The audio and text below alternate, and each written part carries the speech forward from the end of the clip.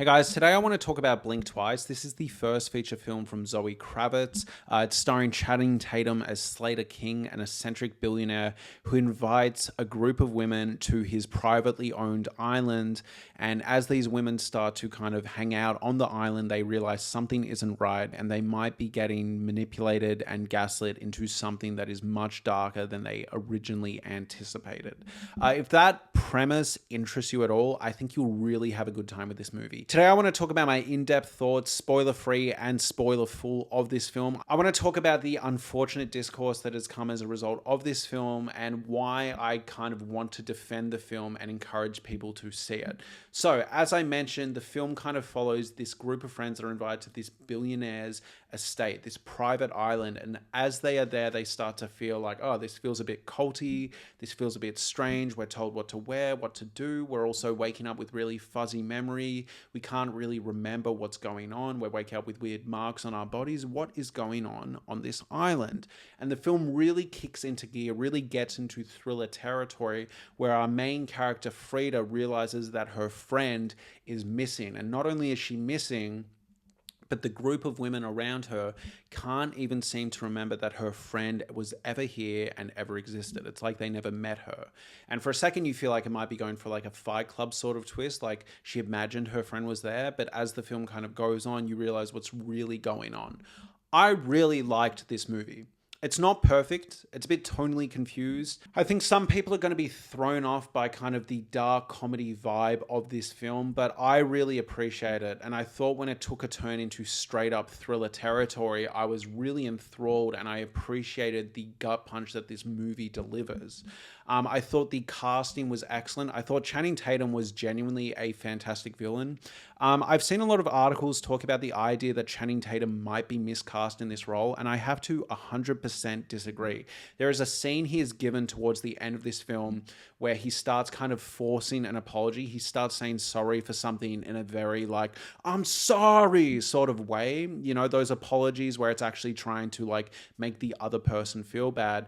And I thought it was pitch perfect. I also think he has such a great commanding physical presence for comedy and also intimidation that when he is going toe to toe with the women on the island, there is a general sense of fear and kind of intimidation that is really effectively captured by Channing Tatum. He doesn't need to say a lot to be intimidating and be really off-putting. So yeah, I thought it was excellent casting for Channing Tatum.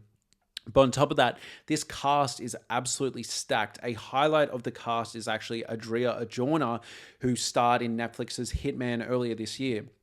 She is fantastic. She's three-dimensional. You get a really good sense of who she is from the jump. I think also Frida's friend is excellent. I thought Frida's performance, our main character, was initially a bit funny, but due to plot reasons that come up later, that's actually justified. And once you find out what's really going on in this movie, I actually thought her performance was really excellent, kind of retroactively, if that makes sense. So it's one of those movies where everything comes together towards the end, and then as you're looking back on it, you go, oh, that explains a lot. So initially, I thought her character felt a bit thin. I felt her performance was a bit strange, almost a bit ethereal. But by the end of the movie, you find out that is very much the point. But yeah, I thought the set design was excellent in this movie. It felt like a mix of Midsommar and Saltburn in sort of the best way possible. I thought it was visually stunning for a lot of sections. I thought the way the camera focuses on certain things to draw your eye line was genuinely quite excellent and well done. For a first-time director, I think Zoe Kravitz is absolutely smashing it. And I also thought the sound design was fantastic. There's a lot of emphasis on drinks and alcohol and drugs, and I found the way the sound design kind of highlighted who's drinking where, someone talking on the table was really well done. There's specifically a scene where a woman is trying to talk to her friend, and her boyfriend slash partner is opening a bottle of wine while she's talking. And you're seeing her facial expressions react to that sound and get more and more annoyed by the fact that he's almost trying to disrupt her conversation.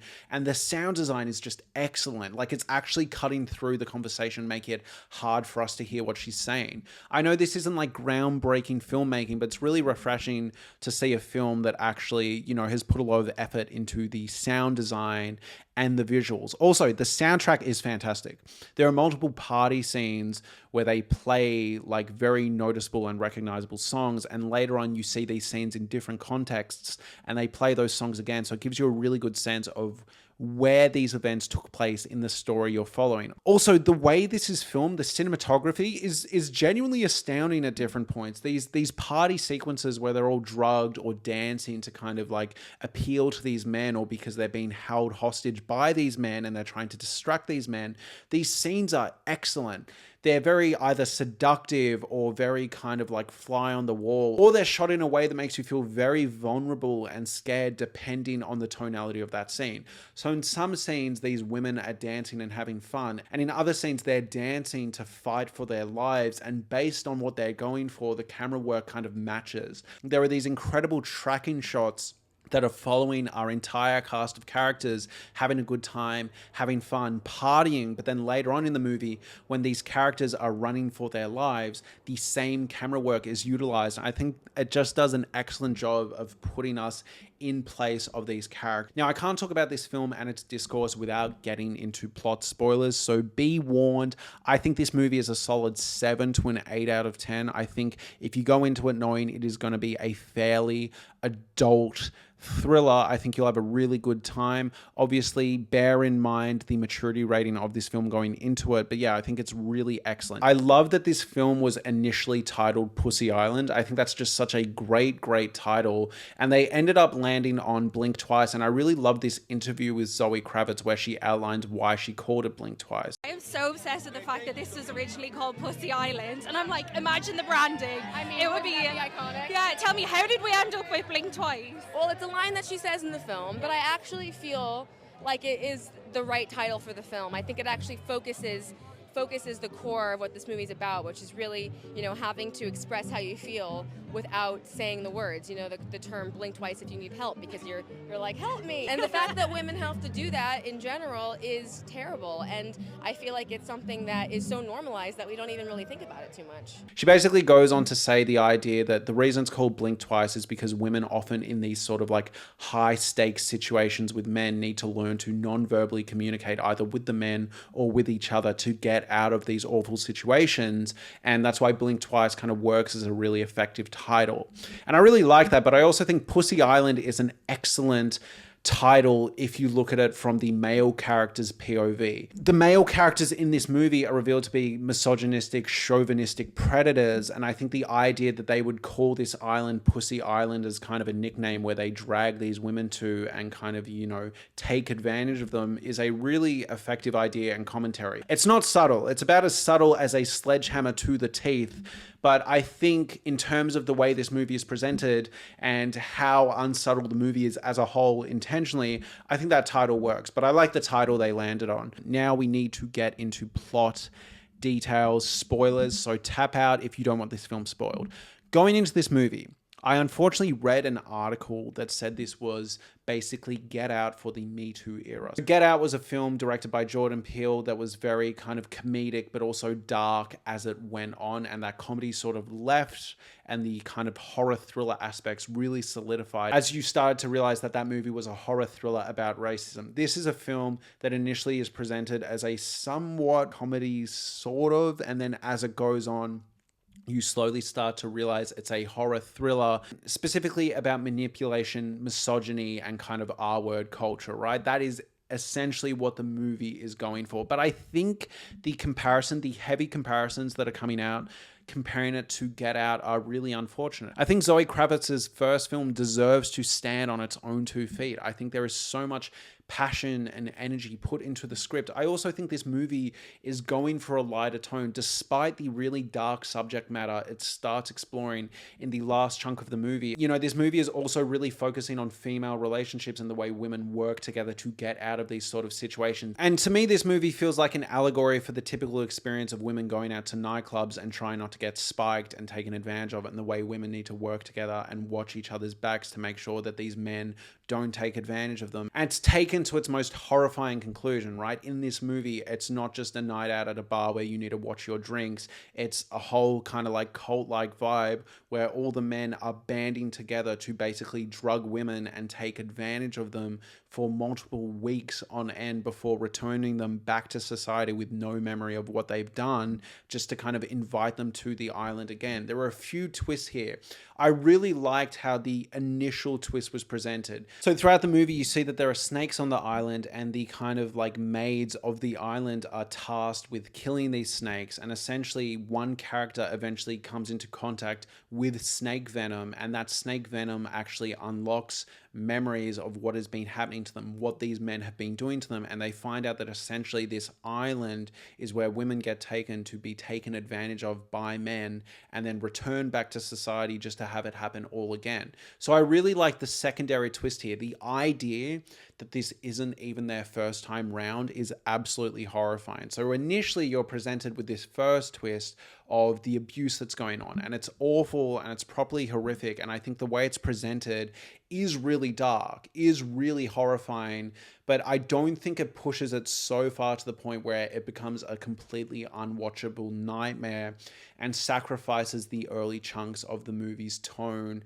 and kind of the lighthearted nature. I know that it is really hard to kind of pull off these movies that kind of jump around in tone this much, but I think the parts that are trying to be taken seriously and really kind of examine this stuff are done really well. And I think the tone shift works. By the time you get there, you've had this sinking feeling in your stomach for a while.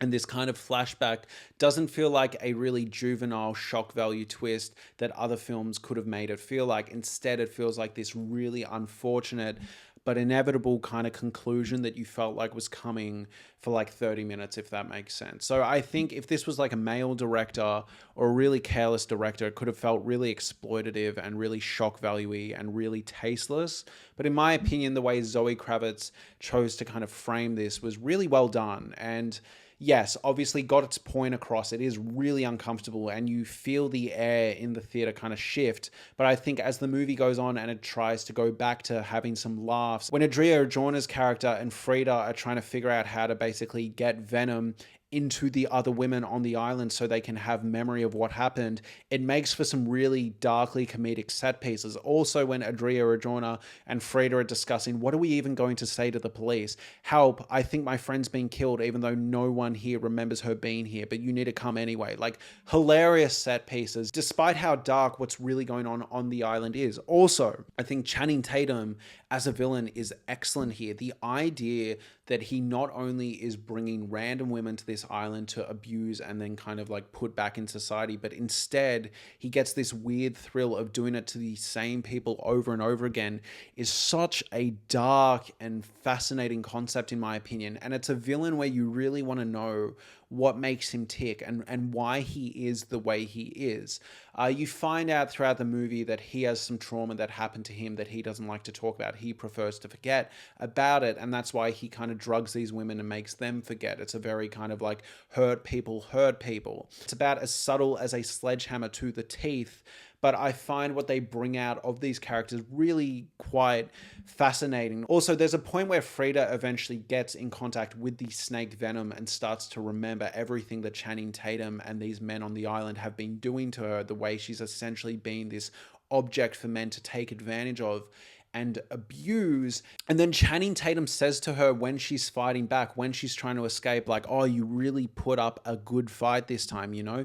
Normally when you start fighting back, it's really easy to catch you, but you really gave me a good run for my money this time. And it says a lot about these men on the island, because not only do they enjoy taking these women to use like objects and take advantage of, but they also seem to enjoy the chase, enjoy getting back control, enjoy the fact that these women think they can actually get off the island and start fighting back and throw up a really good fight, and they enjoy dragging them back and revealing what they've been doing to them. It paints a really awful picture of the men on the island, and I really appreciate that Zoe Kravitz was willing to kind of steer that head on into dark territory and really give them no redeeming qualities. It's an intelligent script because Zoe Kravitz really gives you a reason and an insight into why the men on this island are the way that they are, but she really isn't interested in redeeming them in any way, shape, or form. And I think the ending here genuinely makes the movie. I love the idea that Frida, unfortunately, is in this perpetual cycle of abuse. This isn't her first time round. This isn't the first time she's been brought to this island, and that's just such a freaky existential idea. And it makes you wonder, is her employment at this kind of like high-class catering company at the start of the movie where she eventually has her meet cute with Channing Tatum, is that all set up by Channing Tatum's character? You know, if he's constantly drugging her and bringing her out to the island just to plop her back on to then work catering events where he then has a meet cute and invites her back to the island, is she stuck in this perpetual cycle? Is her employment done by that? It must be, because otherwise people would start noticing she's not showing up to work. And it's just this really, it makes you wonder, like, how much influence did Channing Tatum have? How much control of these women's lives did he have? You also find out later on in the movie that Adria Arjona's character, unfortunately, also her relationship with the guy that was initially framed as her partner slash boyfriend is also kind of a Stockholm Syndrome kind of hostage situation. She's just been perpetually drugged and kept there. I also love the reveal of what happened to Frida's friend. It's horrific and violent and dark, but really throws the movie into compelling territory, in my opinion. And I think the ending here could have given really cringe, like kind of boss bitch, like poorly underwritten vibes. And I've seen a lot of people complain about the ending and say it feels a bit rushed and ham-fisted. I really liked it. I really like the idea that Frida gets control of the situation and getting off the island isn't good enough, but instead she's going to perpetually drug Channing Tatum the way he was drugging the women on the island and take advantage of him and take over his company and his status and his power. And the idea that she will stay in this kind of PR relationship with him in this drugged out state and keep him this drugged out, you know, property of her is really fascinating. And I'm not saying like, oh, look, it's a commentary on how women can be evil too. Not at all. I think Channing Tatum's character absolutely deserves this. I think it's a really fascinating prospect that now not only is getting off the island or killing Channing Tatum good enough, but instead she wants to take over his whole thing and kind of, you know, step into a position of power and hopefully make change in the world for the better using his resources. I think the idea that Channing Tatum is destined to be in this forever forgetful state, there's almost this really interesting, like, bittersweet poetry to it, because now he gets to be in this perpetual state of forgetfulness, which he actually said he wanted in order to deal with his own trauma. I also think just how dark this movie gets without kind of like beating you over the head of it is really well done. There's actually a scene early on where it's implied that Channing Tatum isn't only taking advantage of Frida himself, but he's actually pimping her off to other men, specifically one played by Kyle MacLachlan. It's a really dark, harrowing idea, and it brings back kind of the vibe of Kill Bill, you know, that early section Kill Bill where she's in a coma and men are taking advantage of her there. But I think the way the movie kind of balances the tone here when Kyle MacLachlan sees Frida in a position of power and has this oh shit moment, like she knows what I've done to her, I think it was really satisfying and really effective. The only thing I would have changed about the ending is knowing the fate of Adria Arjona. I like to think that Frida probably shared her wealth with her. But yeah, I thought this movie's cast was excellent. There's also a really interesting character played by Gina Davis, who kind of just like works on the island. She's been there for a while. She's an old woman, and she is eventually given snake venom by Frida, and she actually tries to kill Frida. And while trying to kill Frida, she says, "I liked forgetting. I didn't want to remember. I liked the state I was in." She's mad at Frida for basically allowing her to see everything horrific that's been done to other women on the island as well as herself, and she can't accept it. Super, super interesting idea, you know, and provides a greater sort of commentary on the whole Me Too style and the fact that some women were complicit in this stuff too. Really, really fascinating. I also really like to think about the kind of maid's role on this island, the one that reveals the snake venom to Frida, the one that's killing the snakes throughout the movie. I think her character is really interesting because it's like, you know, is she giving snake venom to Frida to help set her free, or is she doing it as part of Channing Tatum's kind of like script? You know, you find out that Channing Tatum normally enjoys them finding out and the thrill of the chase that comes when they have their kind of final face-off. And obviously, you know, she's been here for a while. She's seen all the horrible things that happen on this island. She would have seen this play out a few times. So it's like, is this maid doing it to set free to free each time, or is she just doing it when she's meant to as part of Channing Tatum's plan? That might be looking into it a bit too much, but yeah, I thought this movie was just really fascinating. I thought the ideas it was going for were really good, and I also think I stand by that this movie is a lot of fun. There are a lot of really good laughs even after the dark reveal of this film, and I know some people are going to be mad at the tonal shift that this movie is trying to make, but I actually appreciate the way this film kind of dealt with really dark subject matter, but still managed to thread the line of not being too distasteful, too shock value-y, and completely feeling like a betrayal of the audience. And that is where we come to the TikTok discourse about this movie, because in my opinion, I think it's really,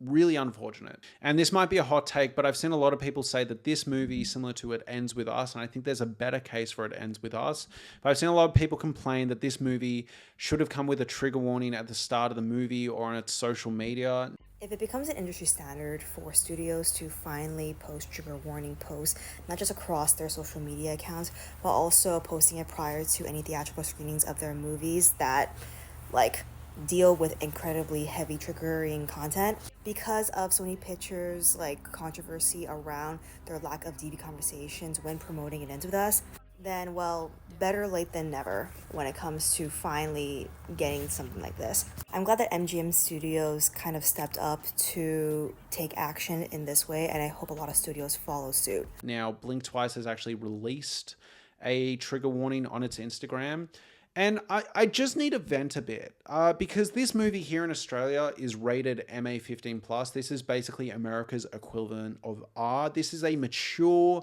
film rating. On top of that, when I went to book tickets, under the description, the way we do it in Australia is it'll say M or MA15+, and it'll have a list of why that rating is there.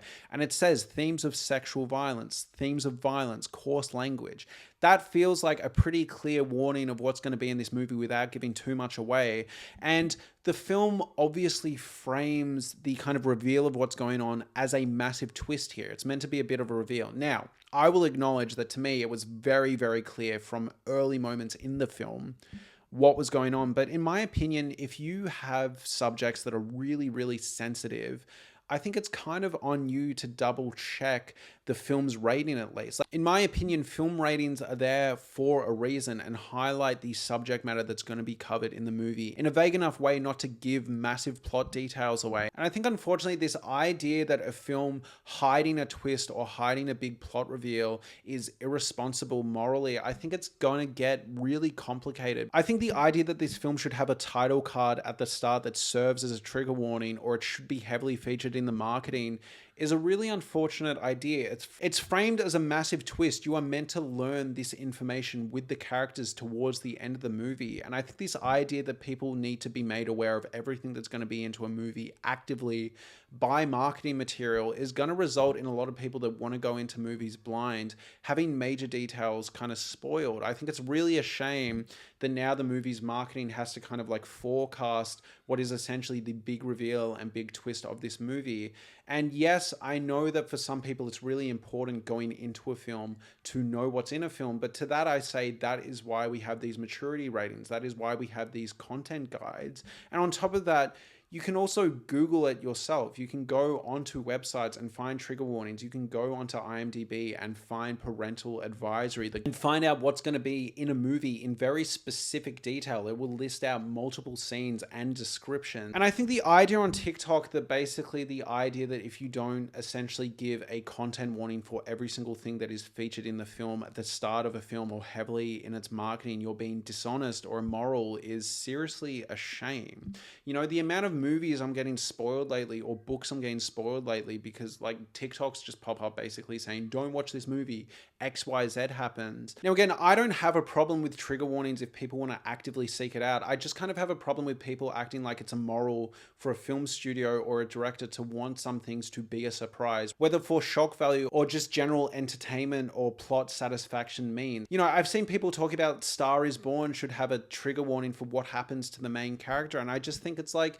Well, if you have that, you're basically spoiling how the movie goes, in my opinion. I think there needs to be some level of like audience responsibility to actually, if you're that sensitive, if a movie having certain subject matter is going to throw you that much, it might be on you to actually search up, especially when rating guides like MA or R in America will actually list out what is in the movie in vague terms. I do think the idea that people are coming down on Blink Twice and telling it off for essentially having certain information not revealed in the trailer is really a shame, because I think at the end of the day, it's really going to start hurting art and hurting the pacing and kind of plot revelations of certain films. Is every film that has a surprise death or murder or reveals a character is abusive towards the end of the film going to have to spoil that in order to not be accused of being immoral or tricking its audiences?